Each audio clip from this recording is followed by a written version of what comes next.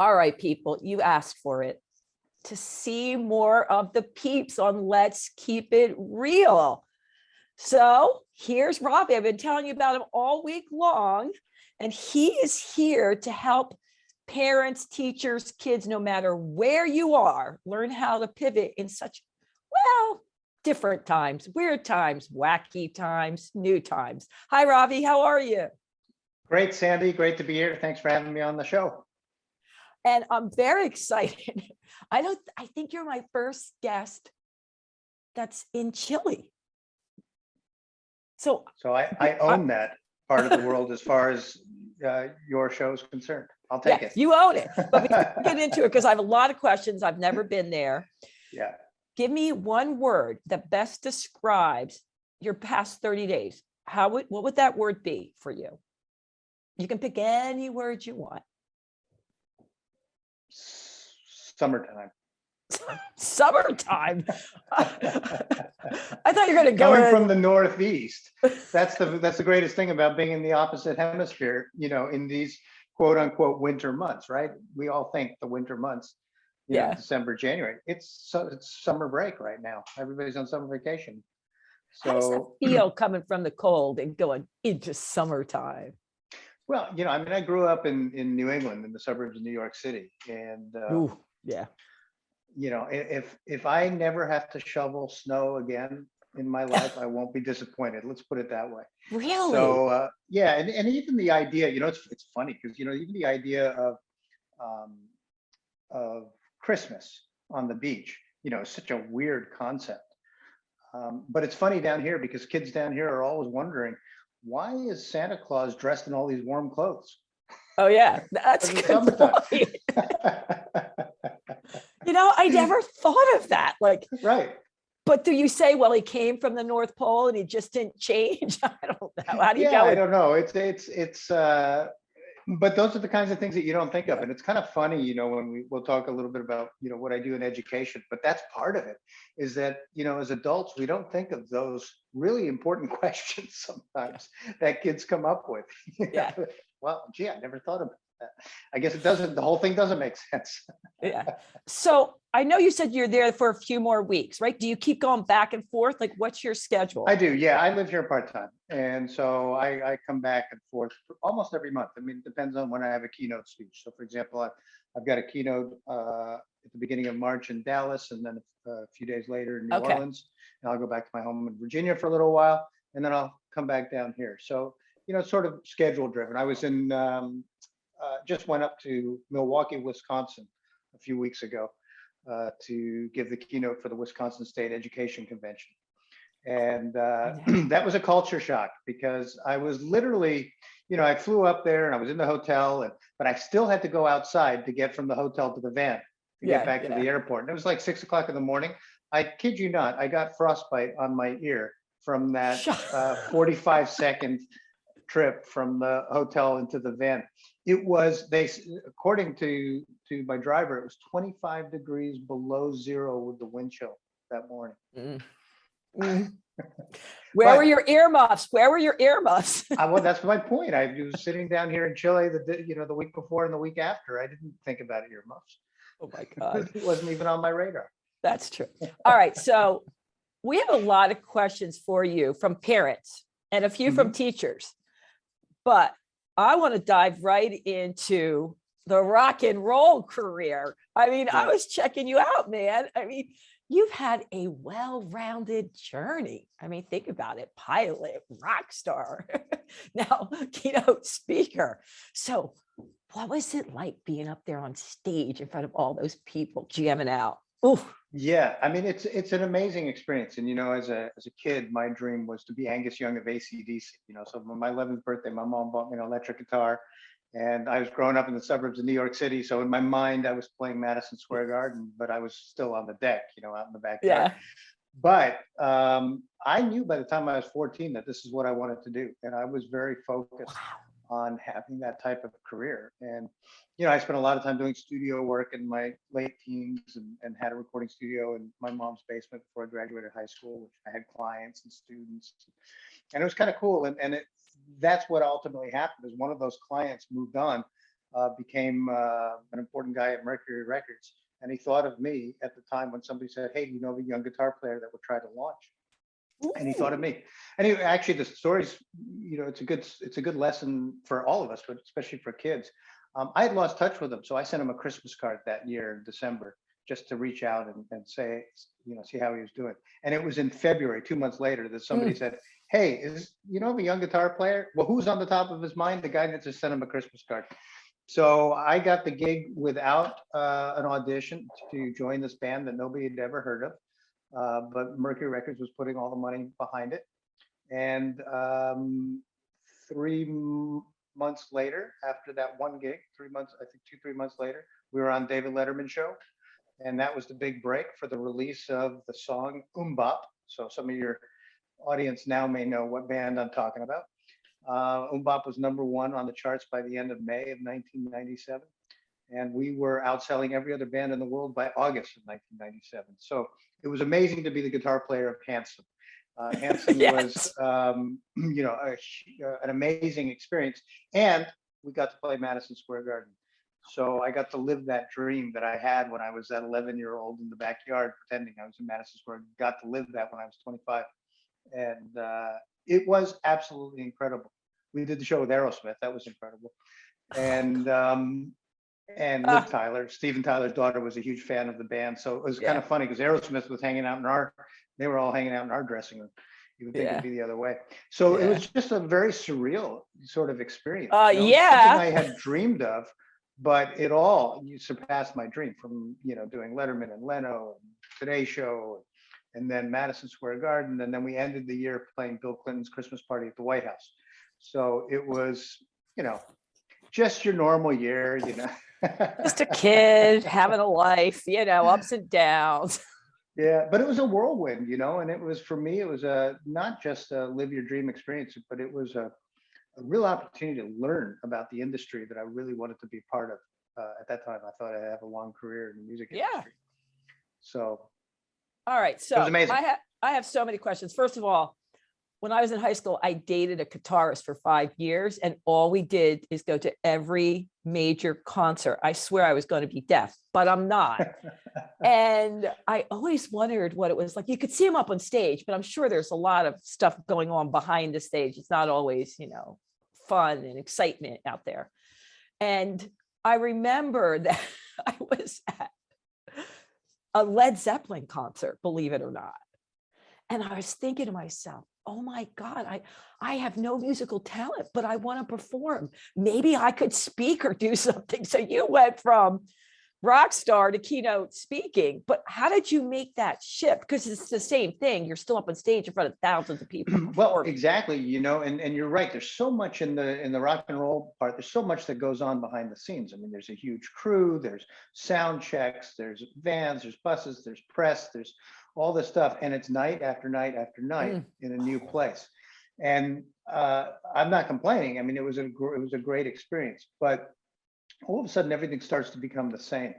And I used to tell people, it's funny, you wake up in the morning and you don't know where you are. So you start looking for the welcome book in the hotel to see what city you're in. The dangerous part is when you don't even care and you stop looking for the welcome book.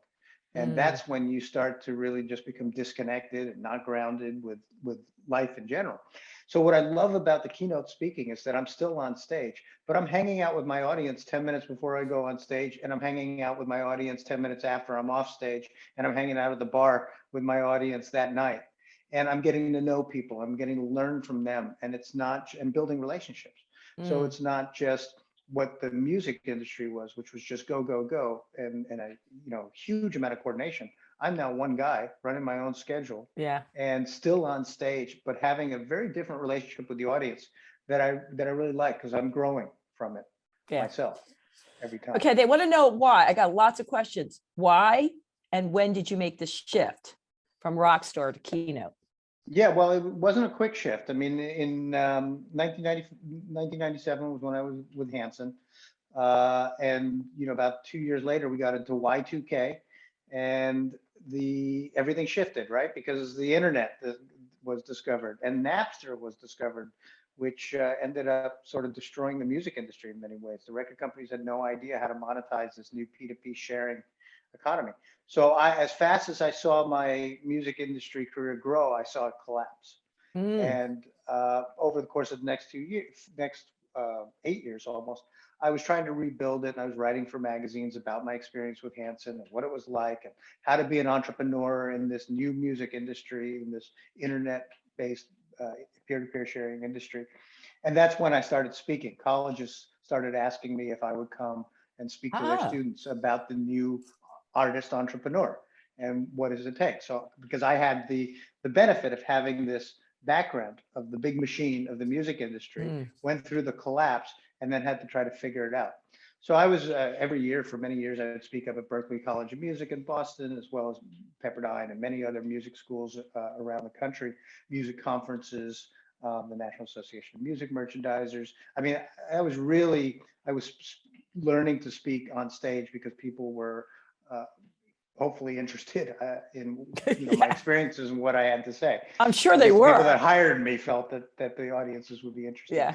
So, between writing for the magazines and starting my speaking career, that was going really well until 2008. We had the global financial crisis. And a lot of my sponsors and a lot of the opportunities that I had collapsed again. So I had to pivot once again. And that's when I decided, I'm going to pursue my other childhood dream, which was I'm going to learn to fly an airplane. So when I got into aviation, I learned to fly an airplane that year. And I just thought that the cockpit of an airplane was the greatest classroom I had ever been in. And the aviation industry was struggling to recruit new pilots. So I said, well, I've got an angle here. I want to talk about how the growth opportunity. And so I had some speaking experience now from that time in the post-internet music industry. So I transitioned that into an aviation speaking career. And I was speaking at aviation events and speaking at middle schools and high schools about pursuing your dreams and, experiential learning and how that all happens in the cockpit of an airplane. And that's really where I think I honed my speaking skills, because the audiences were bigger, they were of a different generation. There were some that were older, there were some that were younger. And I really had to learn to communicate effectively with people from different cultures and different generations. And so that's when in 2015, I developed an inner ear infection that wiped out my vestibular system. I lost my balance on the right side. I could no longer land airplanes safely. So I decided, well, it's time to leave the aviation industry. But I've now really figured out the speaking piece of it. I'm going to just rebrand as a keynote speaker, and that's all I'm going to do are keynote speeches. And the first industry to take interest in what I had to say was the education industry. And I think that's because I had these ideas, like the cockpit of an airplane was the greatest classroom I'd ever been. I was referring to Hanson as the Harvard Business School of rock and roll. For me, all of these experiences were a learning journey. And that's what I realized that education needed, is to understand that education is a lifelong journey. We have to become lifelong learners. And it isn't just about getting into college. It isn't just about getting a master's. It isn't just about getting a PhD and then hopefully landing a job, which many people at that time found that you put in all those years. And then post 2008, there were no jobs. We had an economic collapse, and the millennial generation were the ones that experienced this and felt that they had been cheated.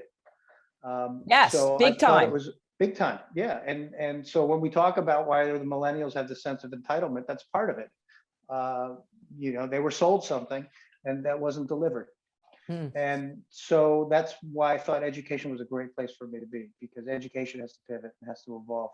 And so now 90% of my work is keynotes for medium to large education leadership conferences. Yes. I talk to my students. A lot of them are at this coffee house I go to, and I get to hear a lot of their concerns, right? A lot of times they blame us. They go, you screwed us. Look at the country you left. I'm like, oh, wait, I don't think I did it all myself, but okay, let's just go with that. And I told them you were coming on. And their biggest thing is they feel, especially in high school and college, that the teachers aren't hearing them. That they go in and, okay, the biggest thing is got to make sure this curriculum is met. And here's this, and you got this for marketing, or you got this for science, you got this for English and math. And it's tunnel vision, like check, check, check. But they're very concerned about life and their mental health. They really are. And I've never seen, and it makes me so sad, but I try to help as much as I could. They're filled with overwhelmment and anxiety and stress, but the schools aren't catching up with them, they feel, Right. to address this. They're like, well, we're trying to fit it in. And they said, tell Ravi he has to change. As I go, okay, I'll ask him what he's doing. I'm but I on don't it. know if you I'm can do on that. it. They're like, come on, Sandy, you know? Well, it's the bottom line is education. I talk about it in my new book, Pivot: Empowering Students Today to Succeed in an Unpredictable Tomorrow, which I wrote here in Chile during the first wave of the pandemic, during lockdown. I know, love it. And it was well, I had nothing else to do. All my engagements were canceled, so I figured, okay, this is Write a time book. to write that book that's been on my mind for a long time.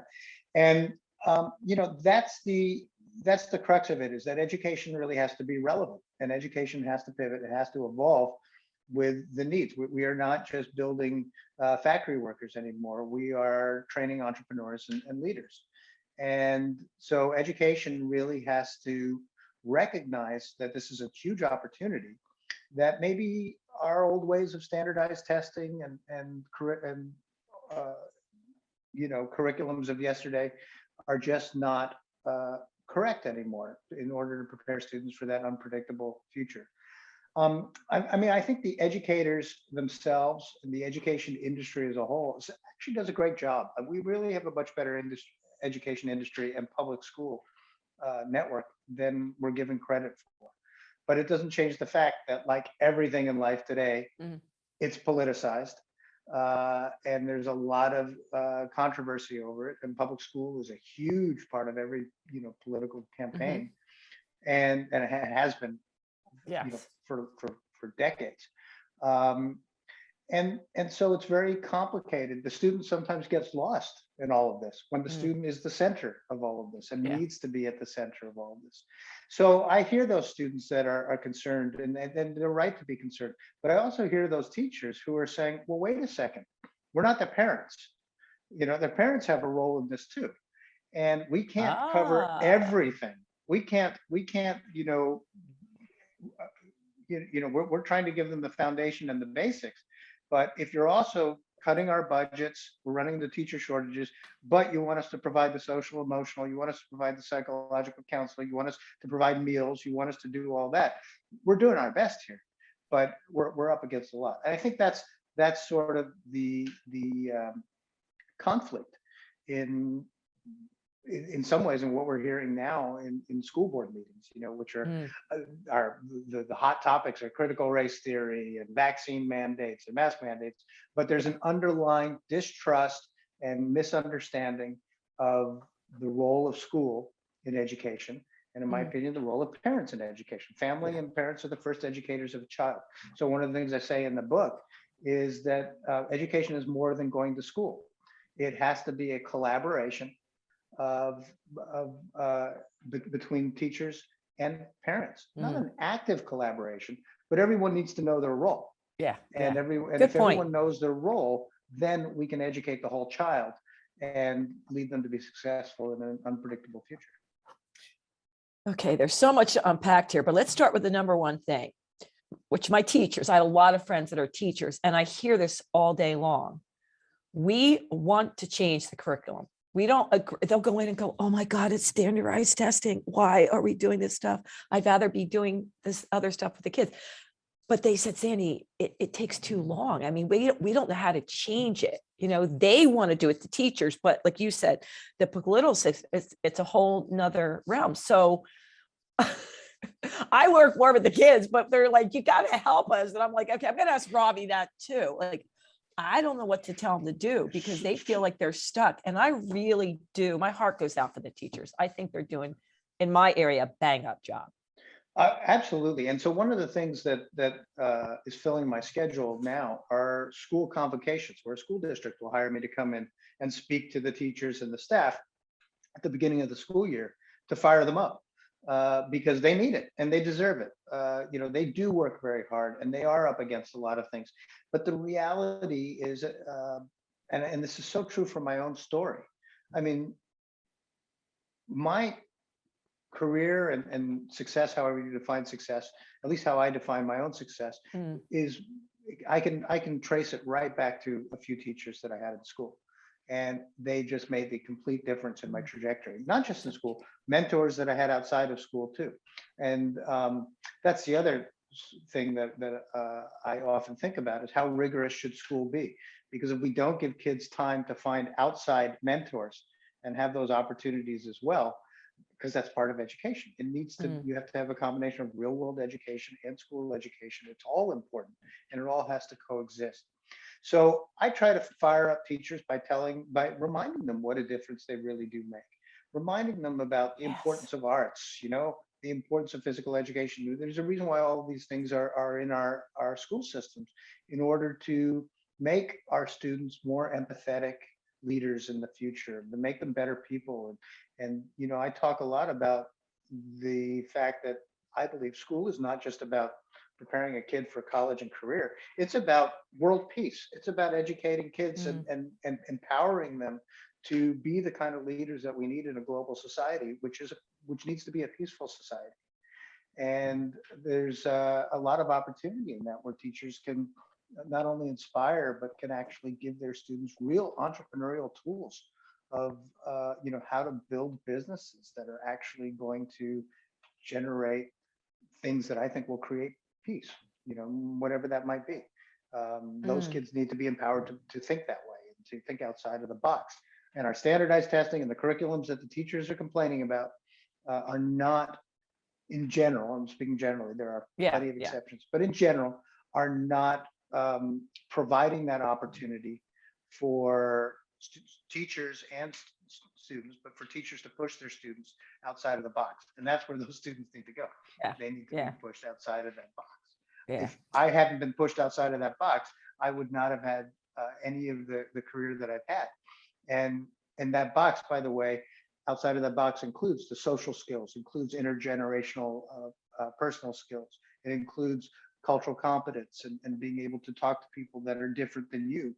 In the book, I break down, I say the keys to lifelong learning really come down to four pillars of education, which I believe are inspire curiosity, provoke critical thinking, nurture talent, and foster communication. If we really recognize that everything we teach has to, in some way, build those four primary skill sets, then we develop students that are confident, that are entrepreneurial, that are willing to fail. Our current system, our curriculum doesn't encourage failure. Failure is one of the most important lessons in life, and school is the safest place to do it, because the only consequence is a grade. Failure in life has bigger consequences.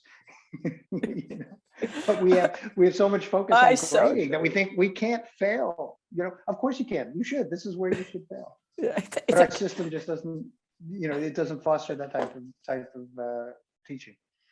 I'm laughing because my son's a senior in high school, and our school system is amazing, our public school system, but it didn't fit his needs. So we were fortunate enough to send him to a private school that emphasized art, because he's going to end up going to an art school. And he's so good at everything but math. And I'd say, I don't really care about math. Just get through. Don't focus. He goes, Mom, what is wrong with you? What kind of parent are you?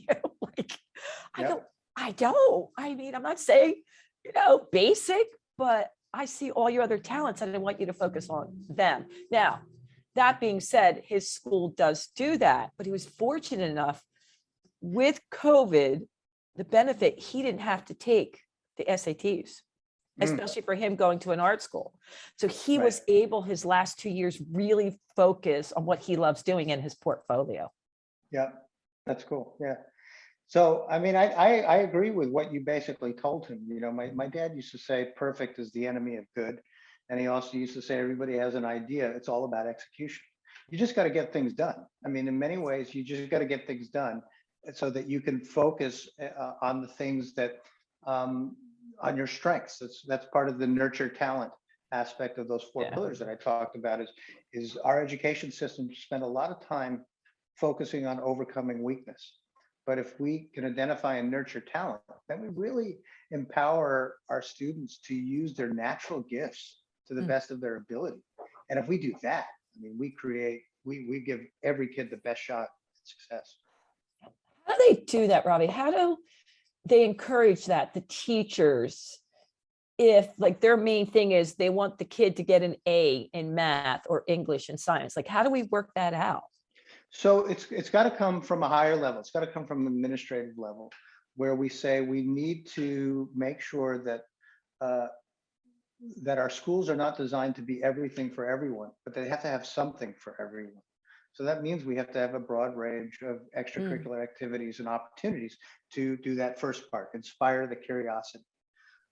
The nurturing the talent, we already talked about. The provoking critical thinking is what's happening in the classroom and what the teachers are doing.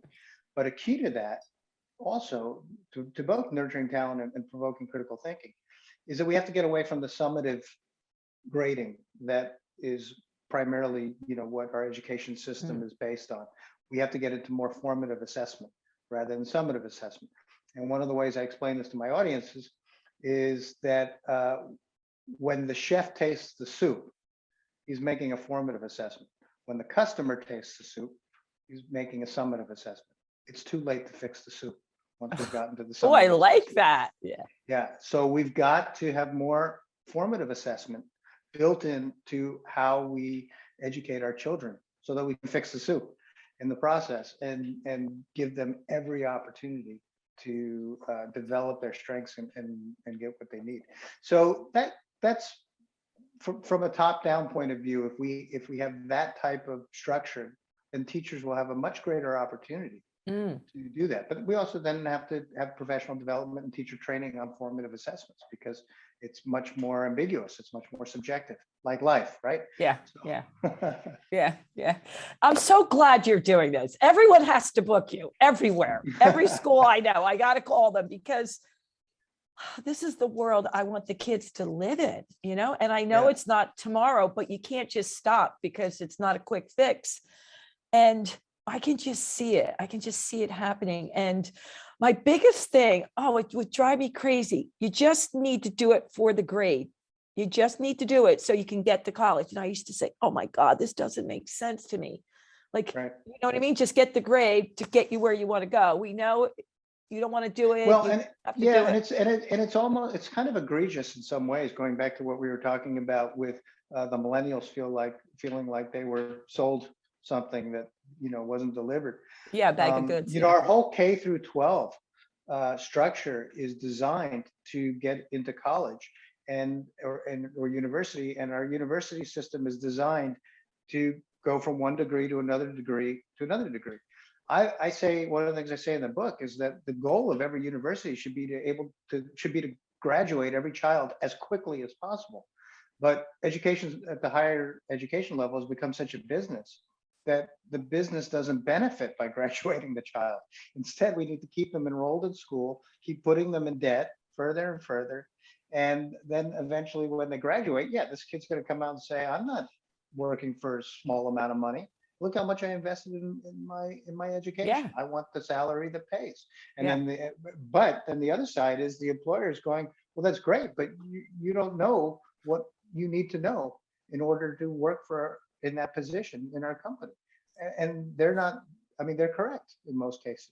So there's a real disconnect between the entire education system and the employment workforce in terms of what's needed. And that has to be corrected. And I think COVID in some ways has shown a little bit of light on that.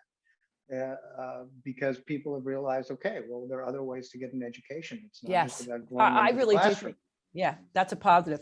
By the way, and it's making me get a little upset. I actually have a memory. It's a story. My son was in first grade, and we have, like I said, an amazing school system. And he had an IEP for the way he focused and processed, and they tested him, and he was off the charts in some areas and not.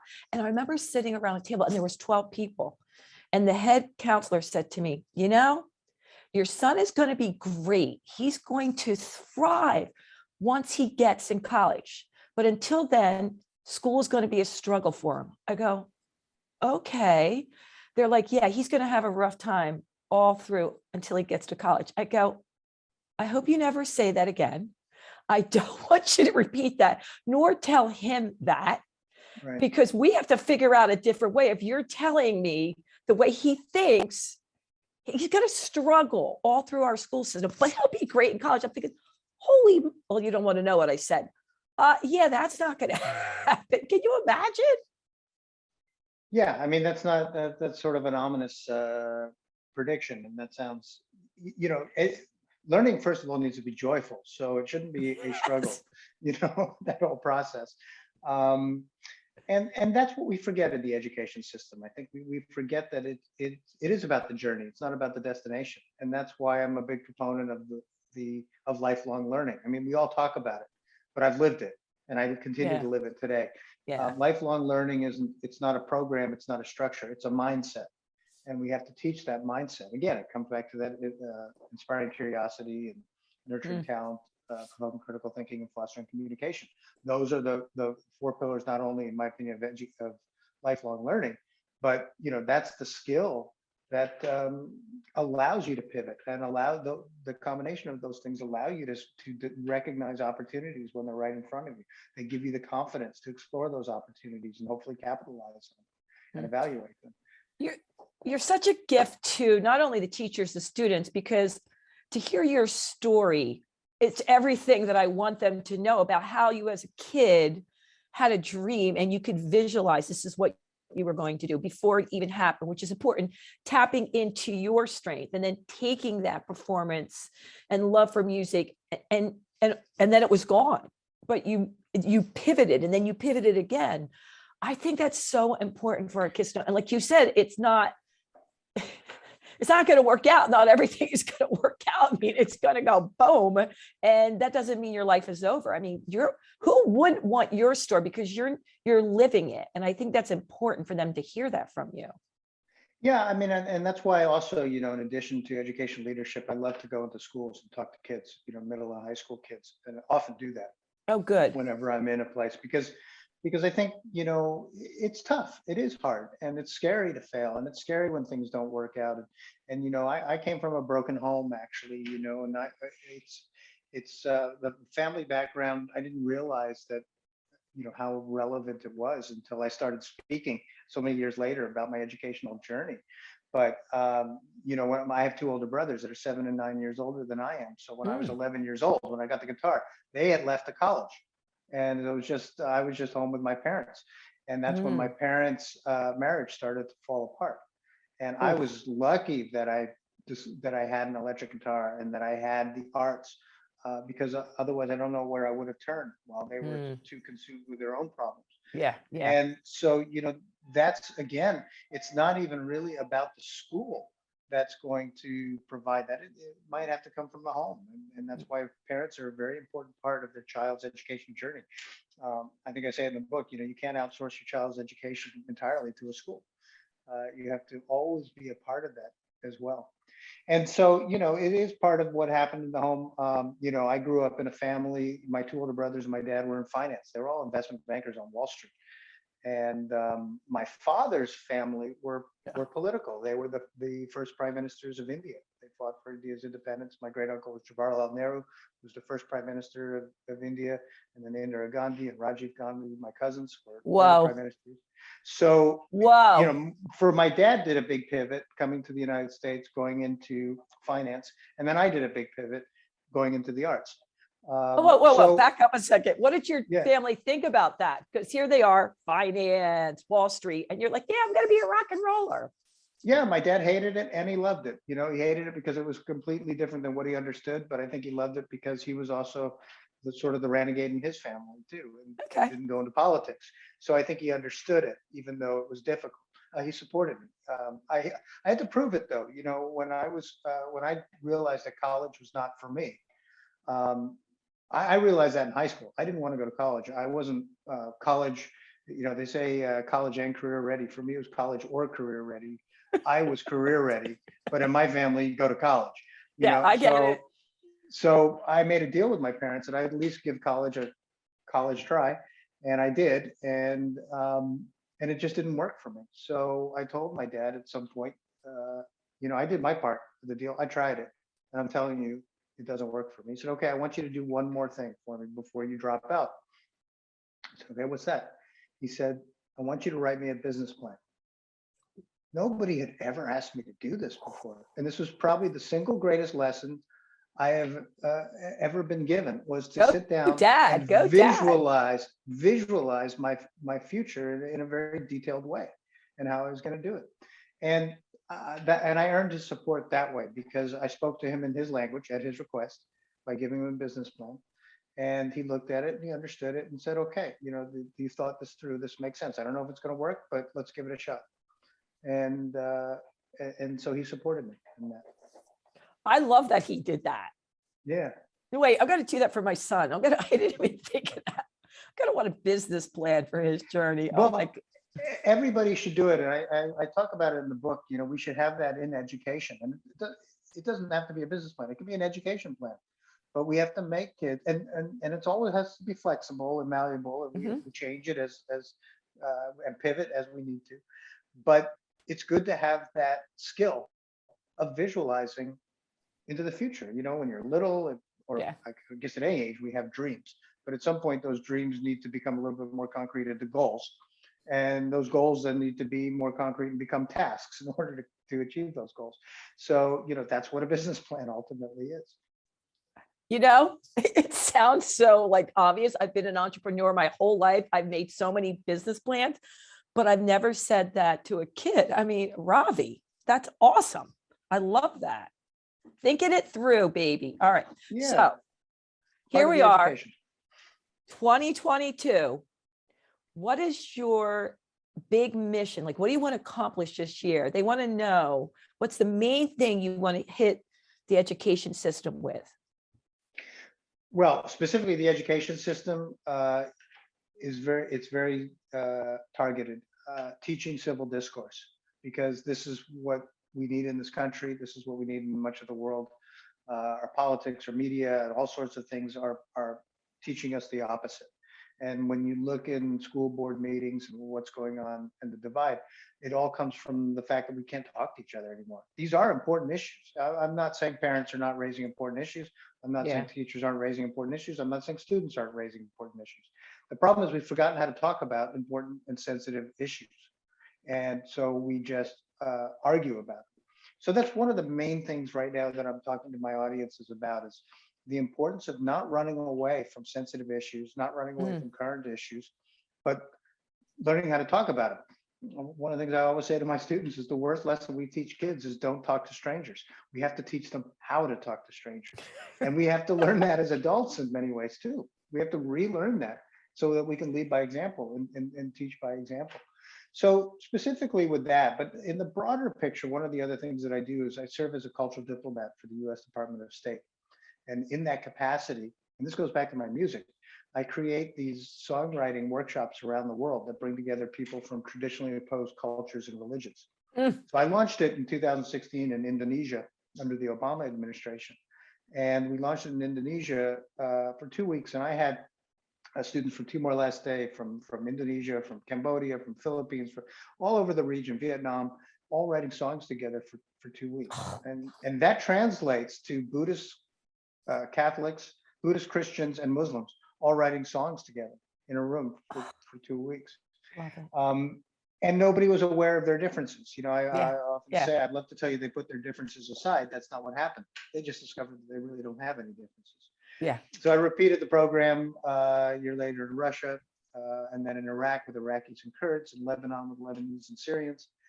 And I just see it over and over that this idea of world peace is truly possible, because we all do want the same things, regardless of what we are told, regardless of the way that we're positioned against each other.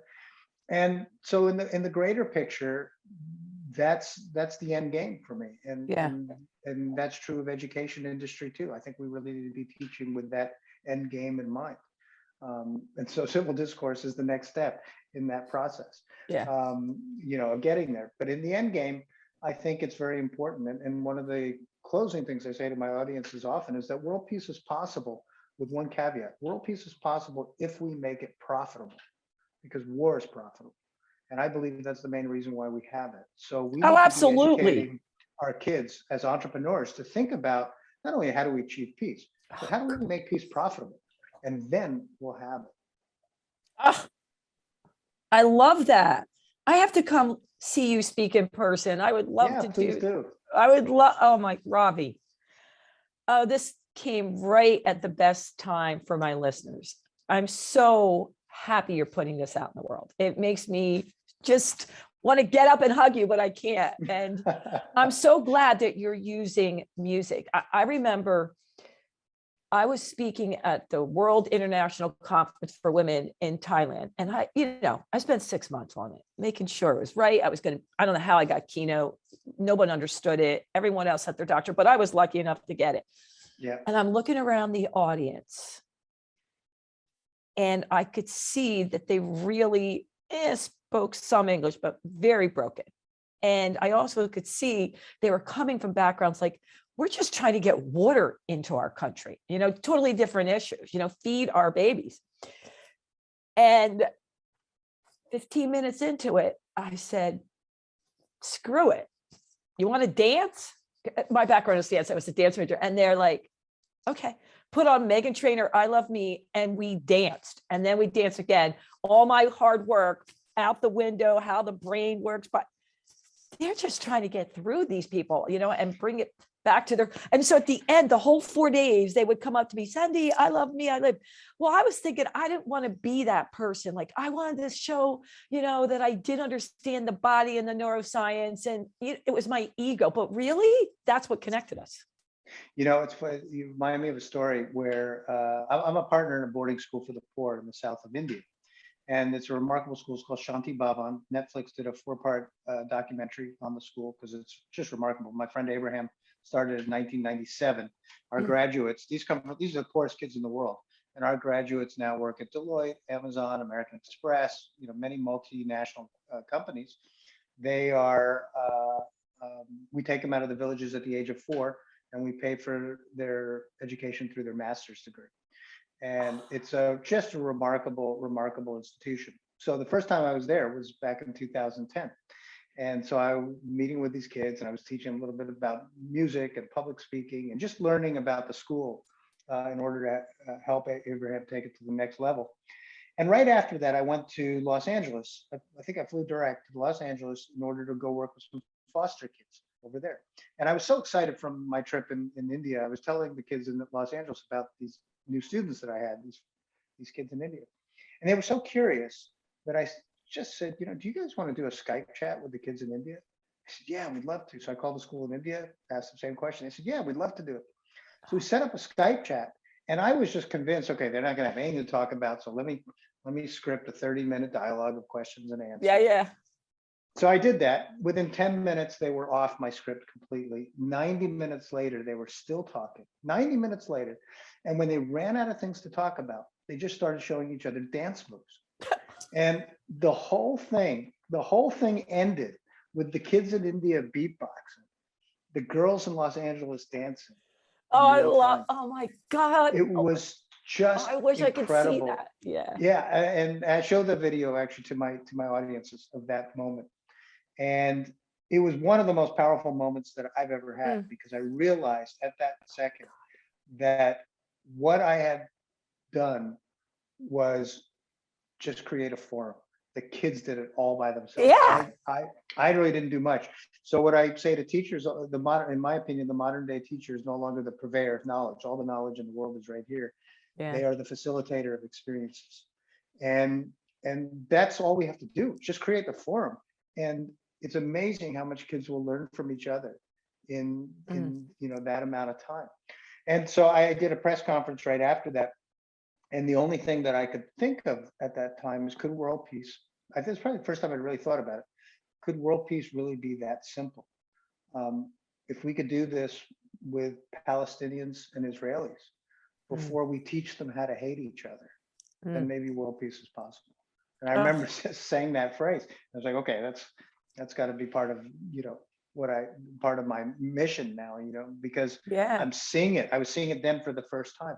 So that was the inspiration for something I started many years later called Ravi Unites Schools, where I Mm. do these programs with a class in Chile and a class in the United States, a class in India and a class in China. Ah, And you just realize that by putting these kids together and creating the forum online, um, they they have the concept of peer-to-peer learning is exceeds what we could ever hope to do really in a classroom.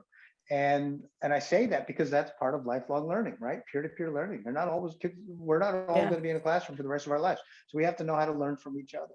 And it's these types of experiences, the facilitate of those experiences that I think really prepare students on it. And the example I'm giving you is a very global example. Yeah. And we Yeah. need to be preparing our students to be global citizens. And in 2019, this was such a foreign concept to Mm. most teachers. Now, every teacher knows how to do this thanks to Yeah. COVID. Yeah. So Yeah. it's a huge opportunity now to really take this idea and run with it on a much, much bigger level because teachers are now comfortable with the technology. Wasn't Ravi incredible? Yes, the internet gods of Chile decided to end the interview just a tad bit early. But I still want to put this out there because, man, is it worth sharing, liking, and rating it. And hopefully we can get Ravi back on. I know you're going to say, please do, because what he's doing for the world, whoo, keep going strong, man. Keep going strong. And please check out his website, raviunites.com. It's RAVIUNITES.com. You can find more information about him and how to book him. You're going to want to book him, right? Who wouldn't want to see this guy? Incredible. Thanks so much for your support and the Let's Keep It Real gang. Toodles!